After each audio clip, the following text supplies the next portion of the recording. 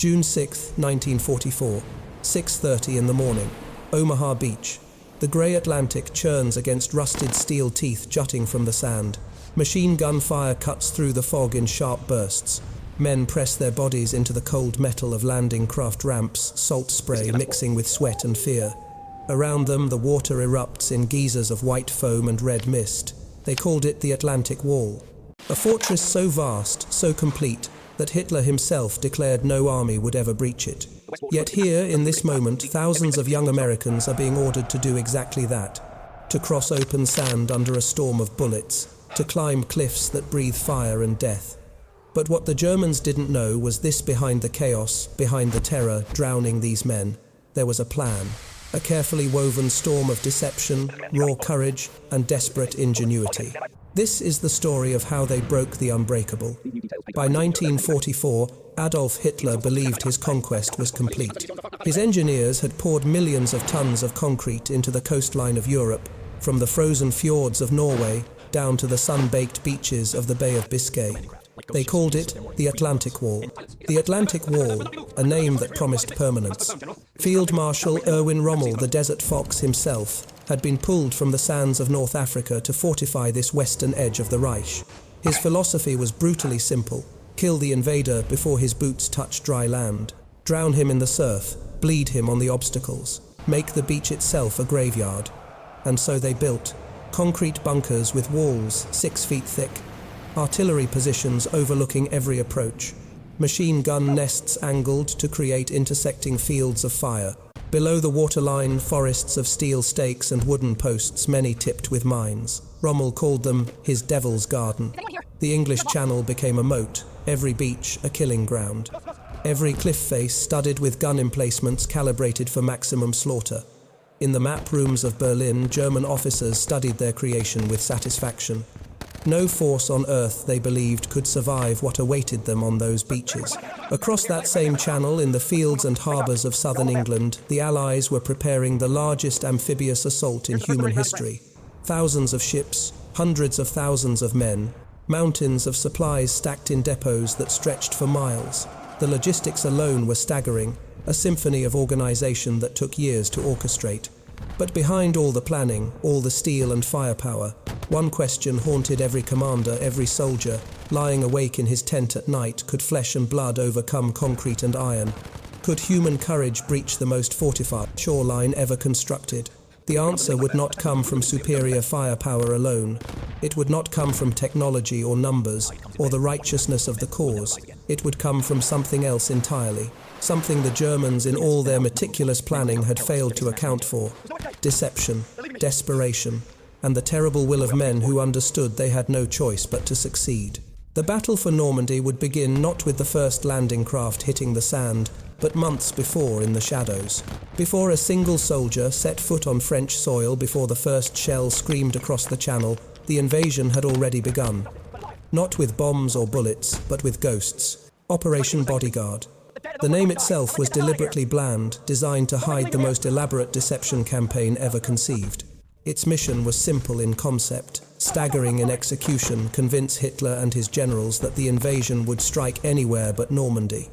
In the fields of southeastern England near Dover, an army materialized. Tanks lined up in neat rows. Landing craft crowded the harbors. Radio traffic buzzed with the chatter of divisions preparing for battle. German reconnaissance planes photographed it all, their pilots returning with proof of a massive force assembling directly across from Calais, the narrowest point of the channel. But the tanks were inflatable rubber. The landing craft were plywood shells. The radio traffic was scripted fiction broadcast by a handful of operators moving between transmitters, and commanding this phantom army was General George S. Patton, the one American commander the Germans feared most. They believed he would lead the main assault. They had to believe it. In boardrooms and drawing rooms across England, double agents fed carefully crafted lies to their German handlers. Some of these spies had been captured and turned. Others had always been working for the Allies. Together they wove a tapestry of false intelligence, so intricate, so consistent, that it became indistinguishable from truth. Hitler's spies reported with confidence the Allies would strike at Calais. The Führer himself agreed. Rommel reinforced the wrong beaches. Entire panzer divisions sat idle 200 miles from where they would be needed most.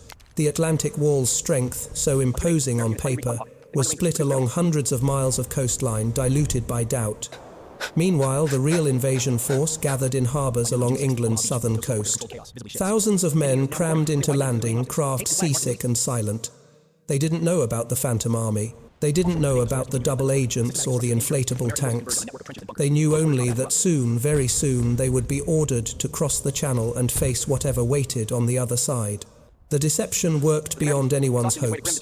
Even after the landings began, even as American paratroopers fell from the sky over Normandy, Hitler remained convinced it was a feint. The real invasion, he insisted, would still come at Calais. He refused to release the reserves. Hours bled into days before the truth finally broke through the fog of his certainty. But on the night of June 5th, none of this had been decided.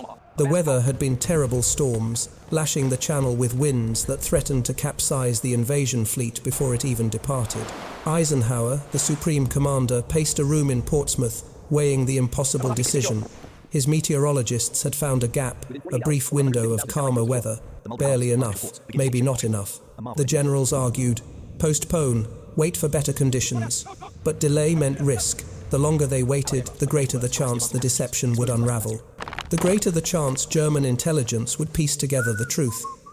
Eisenhower looked at the faces around him. The weight of the free world rested on what he said next. "Okay," he said quietly, "let's go." The order rippled outward. Engines roared to life. Ships slipped their moorings.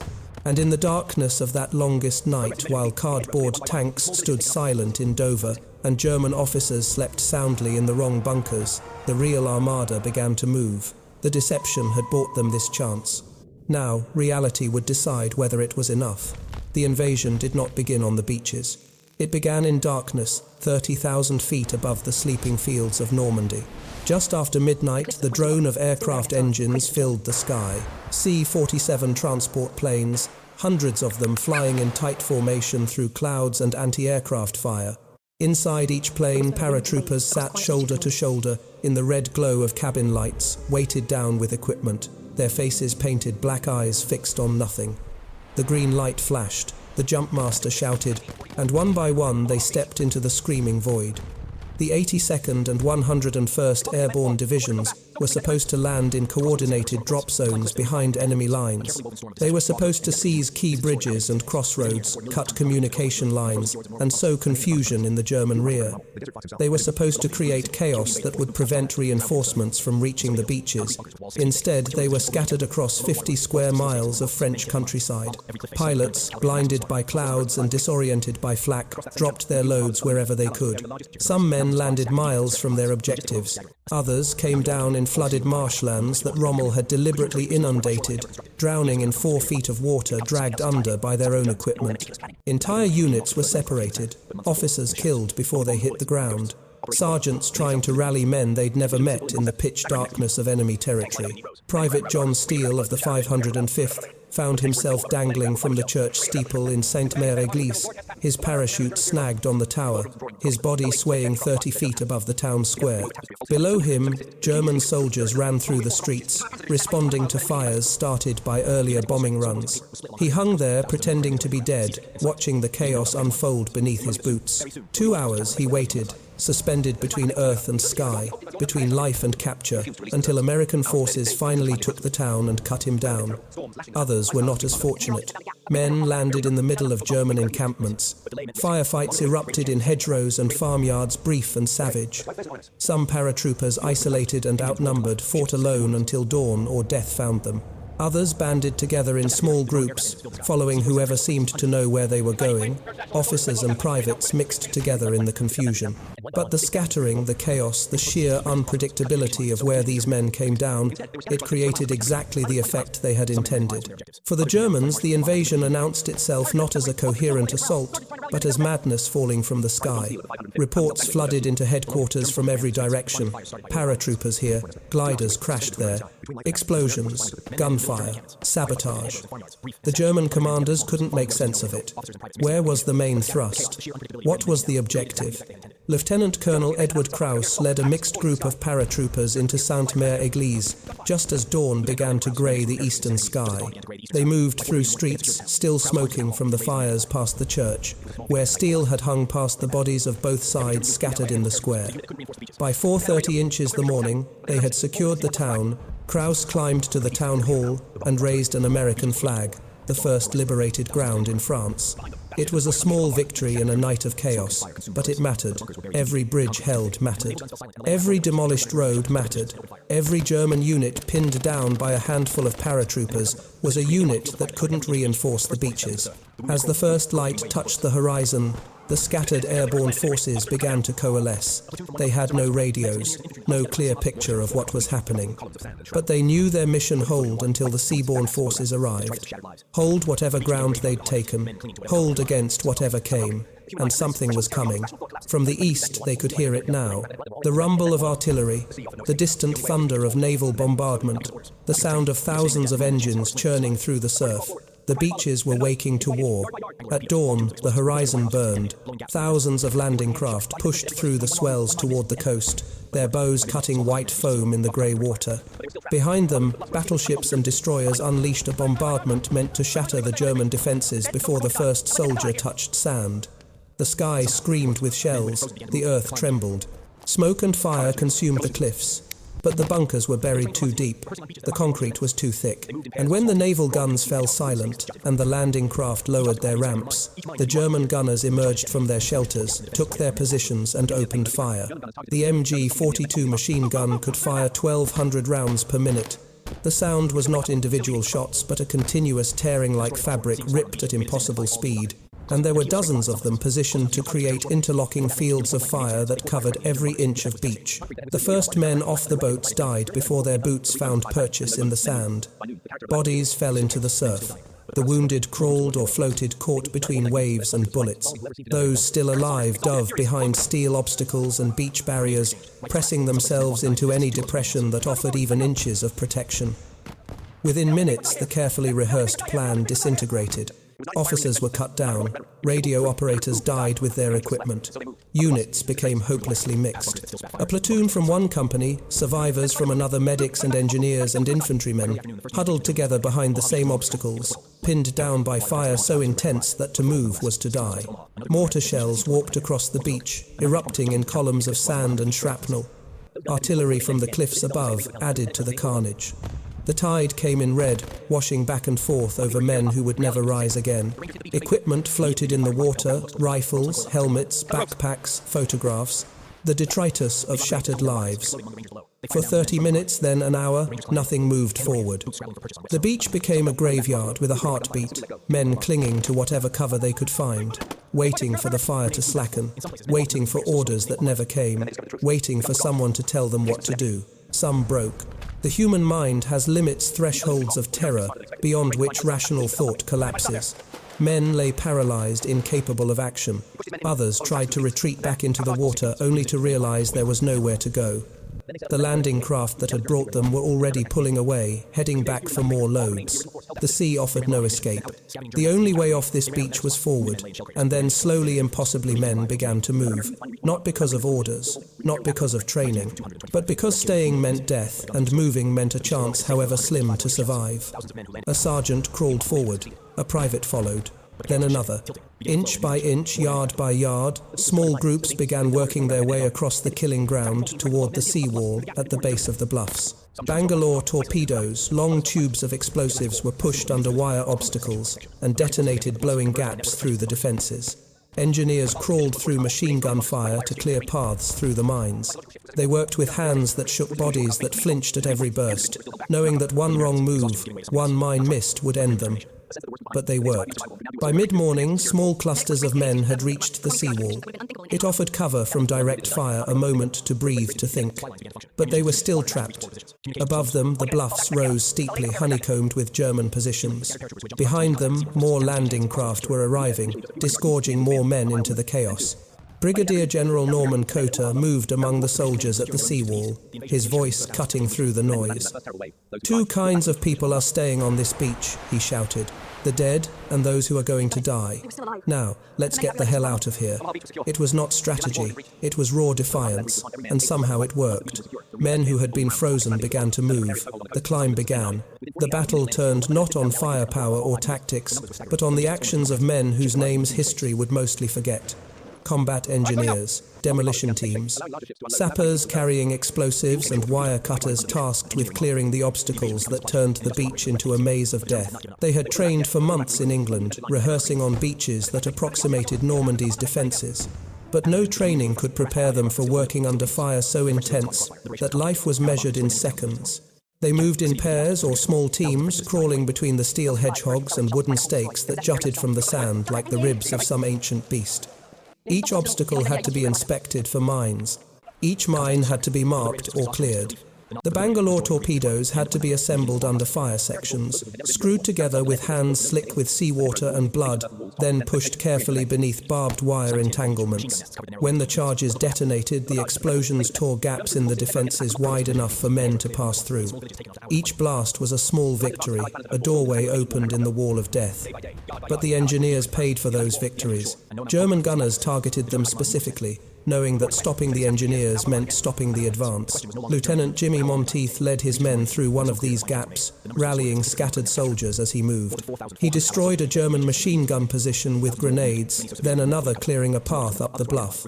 He was killed later that morning, still leading from the front. He would receive the Medal of Honor posthumously, one of many awarded that day to men who gave everything so others could advance.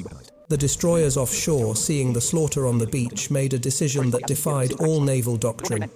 They moved closer, dangerously close. Close enough that their keels scraped the bottom in some places. Close enough to become targets for German shore batteries. And from that range, nearly point blank by naval standards, they poured fire directly into the German bunkers. The effect was devastating. Concrete that had withstood the earlier bombardment now cracked and collapsed under direct hits from 5-inch guns. German gunners were forced to take cover. For brief moments the fire slackened, and in those moments men moved. By noon the character of the battle had shifted. It was still chaos. Men were still dying, but the paralysis had broken. Small groups were working their way up the bluffs, through gaps in the wire, through ravines, up paths that offered some cover from direct fire. They moved not as organized units, but as clusters of survivors following whoever seemed to know where they were going. At the top of the bluffs, German defenders found themselves fighting from trenches and foxholes no longer sheltered by their bunkers. American soldiers, exhausted and furious, closed with them. Grenades were exchanged. Rifles cracked. In some places, men fought with knives and fists too close for anything else. Colonel George Taylor, commanding the 16th Infantry Regiment, moved along the seawall, shouting encouragement, organizing the chaos into something resembling an attack. His words became a rallying cry that spread from man to man, mouth to mouth, until even those who never heard him speak knew what he had said: "Get off this beach or die here." It was not inspiring in a conventional sense. It was not heroic rhetoric. It was simple truth, delivered with the bluntness of a man who understood that sentiment had no place in this moment. Move or die. Those were the only choices left. And so they moved, up the bluffs, into the trenches, through the wire, past bunkers that still spat fire, and bunkers that had gone silent. They moved because staying meant accepting death, and something in the human spirit rebels against acceptance. They moved because the men beside them were moving. They moved because turning back was impossible, and standing still was suicide. By early afternoon, the first major breach in the German defensive line appeared. Omaha Beach was no longer a trap.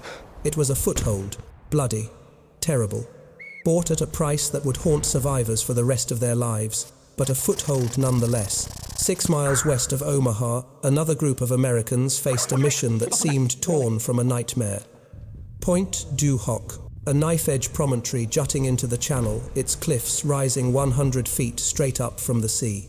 At the top, intelligence reports indicated sat a battery of 6 massive 155mm guns, capable of raking both Omaha and Utah beaches. Those guns had to be destroyed before the main landings began. The mission fell to the 2nd Ranger Battalion under Lieutenant Colonel James Earl Rudder, 225 men. Sheer cliffs, German defenders above with grenades and machine guns. The Rangers would have to scale those cliffs under fire, seize the gun positions and hold against counterattack until relieved. On paper, it was barely possible. In reality, it was insane. The Rangers hit the beach at the base of the cliffs 40 minutes late, their landing craft scattered by currents and German fire. Immediately, they began firing rocket-propelled grappling hooks toward the cliff top. Ropes uncoiled upward, trailing behind them. Some hooks bit into the rock and held. Others fell back. The ropes, soaked with seawater, hung heavy and treacherous. Above them, German soldiers appeared at the cliff edge. They cut ropes. They dropped grenades that tumbled down the rock face, exploding among the Rangers below. They fired down into the men struggling to climb. The Rangers climbed anyway. Hand-over-hand boots, scrabbling for purchase on wet stone, weighted down with weapons and ammunition, they hauled themselves upward. Some fell plummeting back to the rocks below. Others were hit by gunfire and simply let go, too weak to hold on. But enough kept climbing. Enough reached the top. The fight at the cliff top was savage and brief. Rangers came over the edge firing. Germans fell back to secondary positions. Grenades flew back and forth. In some places, men fought with knives in craters, still smoking from the naval bombardment. The Rangers, outnumbered but driven by desperate momentum, pushed inland. And then they discovered the truth. The guns were gone. The casemates stood empty. The massive artillery pieces that justified this entire operation, the weapons that threatened the entire invasion, had been removed. Moved inland away from the bombardment. The intelligence had been wrong, or the Germans had been smarter than expected. The Rangers had climbed hell itself to capture positions that held nothing. Some men might have stopped there. Declared the mission complete, held the cliffs, waited for relief. Rudder didn't stop. He pushed his men inland, following tracks through the fields. And there, camouflaged in an orchard a few hundred yards from the cliffs, they found them. All 6 guns pre-positioned and ready to fire, awaiting crews that would never arrive. The Rangers destroyed them with thermite grenades, white-hot chemical fire that melted steel and rendered the artillery useless. Then they set up a defensive perimeter and waited, because now the Germans knew where they were, and the counterattacks began. For 2 days, fewer than 90 Rangers, all that remained of the original force, held that position. German infantry probed their lines. Mortars fell among them. They ran low on ammunition, then out of it, scavenging German weapons and using captured grenades. They ran out of medical supplies. Wounded men lay in shell craters, their bandages torn from dead men's uniforms. Relief didn't arrive until June 8th. When other American units finally reached Pointe du Hoc, they found the Rangers still in position, still holding, reduced to barely half their original strength. 90 men from 225. The rest killed, wounded, or missing. But the guns were destroyed. The beaches below had been safe from those 155mm shells. Thousands of men who landed at Omaha never knew how close they came to facing an even worse hell. Never knew that their survival hung on a handful of Rangers clinging to a cliff in Normandy. The impossible mission had succeeded, at a cost that would echo through the decades. By noon on June 6th, Omaha Beach remained a portrait of controlled chaos, but the chaos was shifting, tilting, beginning to flow in a new direction. More landing craft arrived with each passing hour, disgorging tanks and artillery, fresh troops and supplies. The beach was still under fire, still dangerous, but it was no longer the killing ground it had been at dawn. Engineers had cleared lanes through the obstacles, marked them with tape and flags. Traffic control teams directed the flow of men and vehicles up the bluffs through the gaps that had been torn in the German defenses.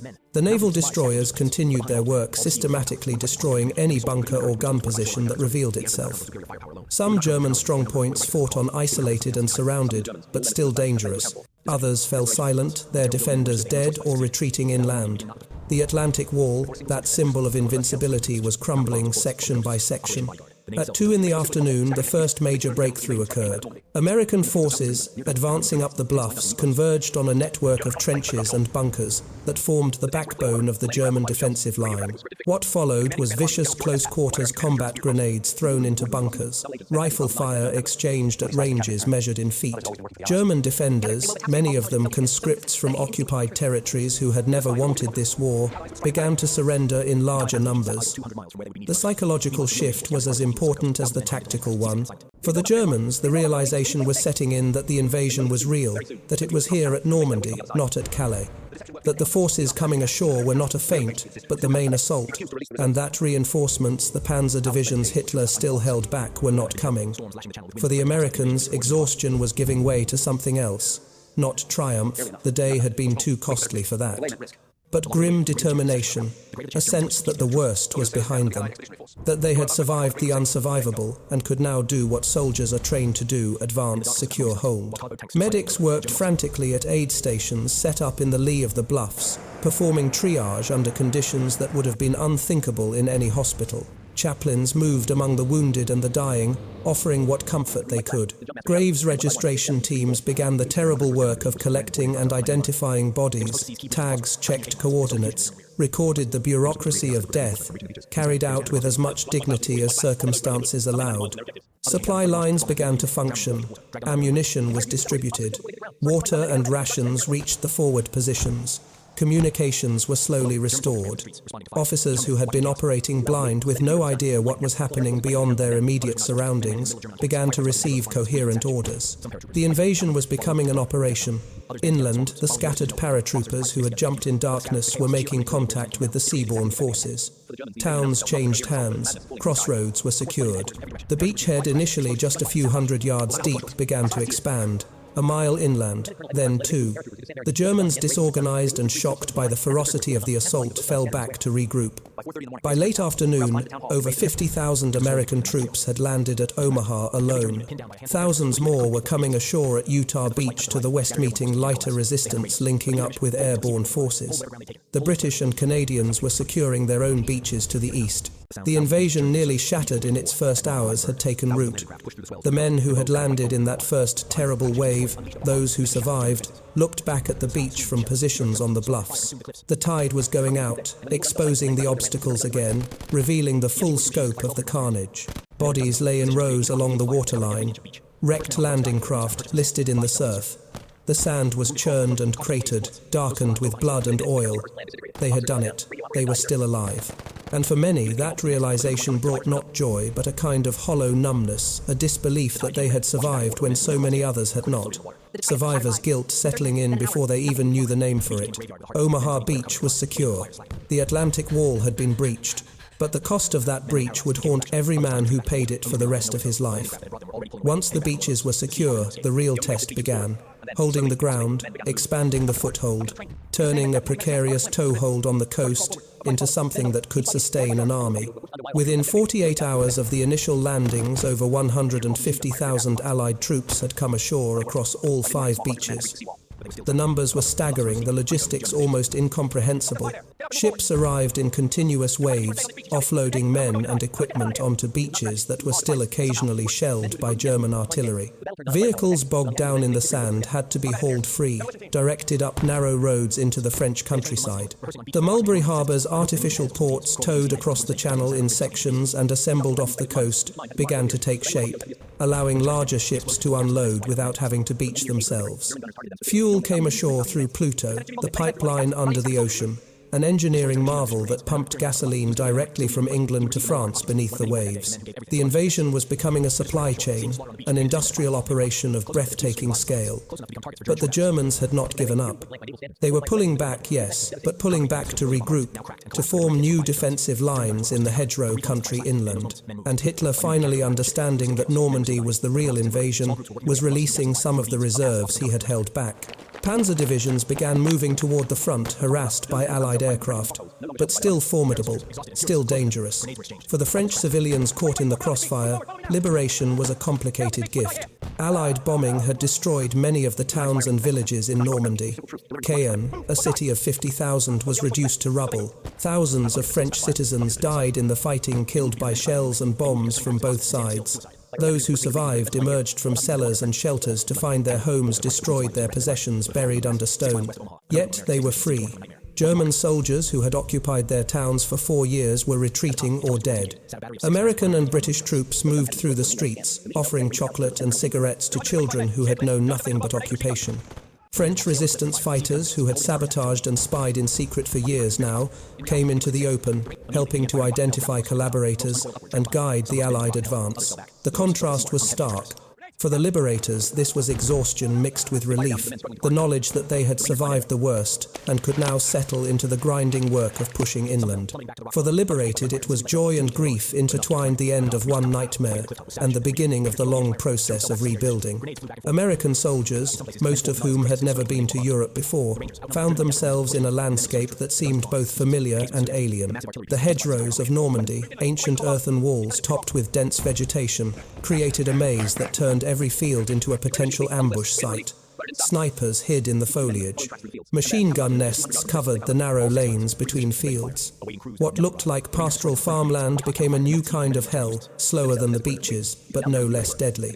The bocage, as the French called it, favored defense. German troops could hold a single hedgerow against attacks from multiple directions, then fall back to the next one and do it again. Progress was measured in fields in hedgerows, cleared one by one, in small villages taken after hours of fighting. The rapid advance that Allied planners had hoped for stalled in the tangle of ancient Norman agriculture. Still, the beachhead held. More importantly, it expanded. Day by day, yard by yard, the Allies pushed deeper into France. The Atlantic Wall, Hitler's guarantee of an impregnable Europe, had failed in its fundamental purpose. The enemy was ashore, and no amount of concrete could force him back into the sea. The German High Command knew what this meant. The war in the West, which had been static for years, was now mobile again, and mobility favored the Allies with their overwhelming superiority in supplies, air power, and fresh troops. The question was no longer if Germany would lose, but how long the dying would take. The beaches of Normandy had become a doorway, and the Allies had kicked it open. When the smoke cleared and the final counts were made, the numbers told a story that statistics alone could never capture. More than 4,400 Allied soldiers lay dead on the beaches and in the fields of Normandy. 2,500 of them were Americans.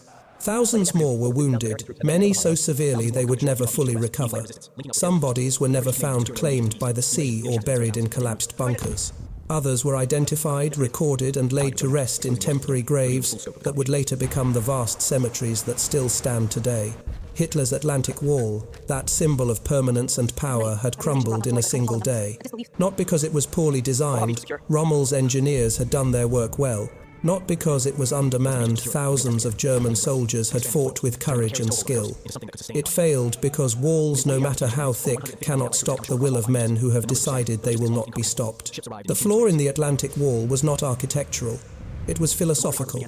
It assumed that fear could be weaponized, that terror could be made absolute, that the sight of those beaches would break the spirit of anyone ordered to cross them. And for many men, in those first terrible moments, it nearly did. But nearly is not enough in war. Normandy proved something that tyrants throughout history have struggled to accept. That courage is not the absence of fear, but the decision to act despite it. That ordinary men, given extraordinary reasons, can endure things that seem impossible. That walls built on the assumption of human weakness will always underestimate human strength. The strategic consequences rippled outward in ways that would shape the rest of the war. The Eastern Front, where Soviet forces were already pushing Germany back, now had a companion offensive in the West. Hitler faced the nightmare scenario of a two-front war he could not win. Resources that might have stabilized one front were divided between two. The Wehrmacht, still formidable, was now fighting a battle of attrition. It had no hope of winning. But those strategic considerations meant little to the men who had crossed those beaches. For them, Normandy was personal. A test they had passed at a cost they would spend the rest of their lives trying to understand. Many would never speak of it, the memories too heavy to share. Others would tell the story over and over, trying to make sense of it, trying to explain to people who were not there what it meant to face that kind of fear and move forward anyway. The Atlantic Wall had fallen, not to superior technology or overwhelming numbers, but to something simpler and more profound: the refusal to surrender. Decades later, the beaches are quiet. The bunkers remain silent, sentinels slowly crumbling into the sand. Tourists walk where soldiers once crawled. Children play at the water's edge, building castles that the tide will wash away. unaware of what happened beneath their feet. The sea continues its ancient rhythm, indifferent to history. Waves crash against the same obstacles, now rusted and worn, half-buried monuments to a day when the world hung in balance. The cliffs of Pointe du Hoc still bear their scars, cratered and torn, frozen in time, like a landscape from another planet. For those who were there, who survived that longest day, the sound of waves was never quite the same again. Some avoided beaches for the rest of their lives. Others returned, drawn back to the place that defined them, looking for something they could never quite name. Peace, perhaps, or closure, or just the need to remember in the presence of the ground that remembered them. The cemeteries stand in perfect rows, white crosses and stars of David stretching toward the horizon. 9,000 Americans buried in France, far from home, forever young. Each grave a story that will never be fully told. Each name a universe of might-have-beens. They said the Atlantic Wall would stand for 1,000 years. Hitler proclaimed it the ultimate defense, the barrier that would preserve his empire forever. It lasted less than one day, not because the concrete was weak or the guns insufficient, but because walls, no matter how formidable, cannot contain the human capacity for courage in the face of impossible odds. In the end, the wall fell for the simplest of reasons, because free men decided it must fall, and because they were willing to pay any price to make it so. That decision, made by thousands of individuals in thousands of moments of terror, changed the course of human history. And the echoes of that day still resound across these quiet beaches in the whisper of wind and wave.